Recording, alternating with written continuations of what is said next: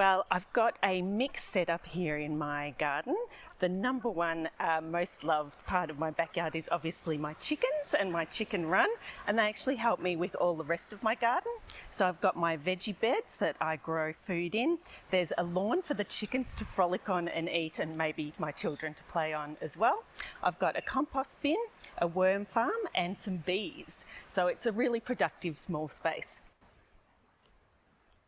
So for me, my chooks are an integral part of my garden. They're sort of the pivot on which everything revolves, and I call it the chook loop. So I obviously feed my chooks a healthy ration of grains, but they also help me by scratching through and breaking down my kitchen scraps and my garden waste like lawn clippings. Those go into the compost, and from the compost it goes into my garden beds to enrich my garden, from which I can grow more fruit and vegetables, which then I can use to feed us and feed the chooks. And as well as that, I do give my chooks a lot of pea straw, which keeps them busy in a small space. They really love to scratch it up and turn it over, and they enrich it with dirt and manure, and then that pea straw goes as mulch onto the garden and to build up my soil. So those are their jobs, and they do them really well.